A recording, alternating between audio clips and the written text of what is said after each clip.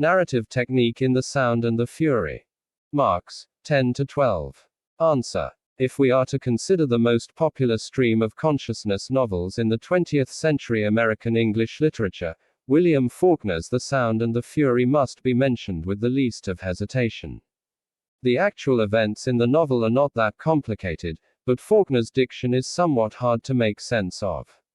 Faulkner uses in the novel several unusual narrative techniques, such as passages of stream of consciousness, lack of punctuation, and sentences that don't follow conventional structure of syntax.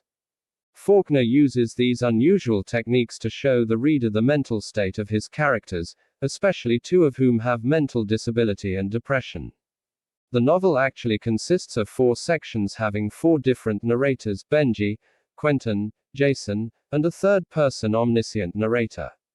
In the opening monologue, Faulkner gives the impression that an idiot's unconscious mind is somehow responsible for the narration. But the function of the monologue is to provide dramatic exposition while creating the misleading atmosphere of psychological chaos.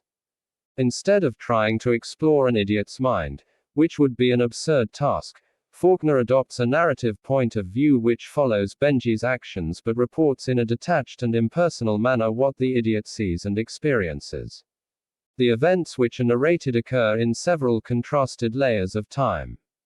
Each layer or chronological grouping is divided into fragments which are rearranged to give the impression of a primitive chain of associations. The opening section is simple enough with the vocabulary of an idiot. Benji's mind does not function logically, and Faulkner records that mind's thinking in terms of basic images. Thus, when Benji sees the gate or the barn, he remembers another event that happened at the gate or the barn. Likewise, his thoughts can be interrupted halfway through, and sometimes he can return to it, and sometimes that thought is lost forever. When Faulkner turns from the presentation of the simple mind of the idiot to the complex and intricate mind of Quentin, his style changes drastically. In this section we find long complex sentences combined with larger and more complex vocabulary.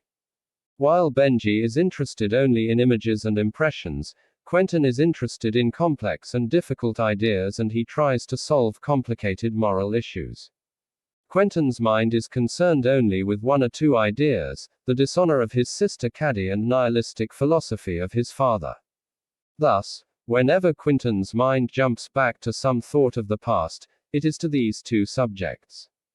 The style of the narrative changes again with Jason's section. He is concerned with getting money and punishing others. This section flows along at a rapid pace without much reference to images or impressions. The concluding section offers a straightforward narrative. Here Faulkner adjusts his style to fit the simplicity of Disley. Faulkner in the novel is seen paying less narrative attention to what the characters think than to the actions and situations they think about. Yet the sympathetic reader is encouraged to interpret the physical details as tantamount to psychological revelation. In many cases, the impression of stream of consciousness is supported by the reader's willingness to attach psychological importance to whatever seems deliberately obscure, as in the case of Benji's monologue.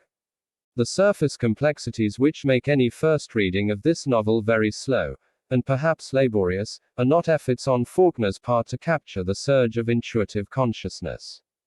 They represent technical devices which slow the reader down and control his awareness of what is going on. The reader must grope for a simultaneous understanding of the action and its moral and psychological meaning. Finished. Please subscribe to the channel for more updates of ready-made notes on English literature. Also, please share this channel to any student pursuing a degree in English literature.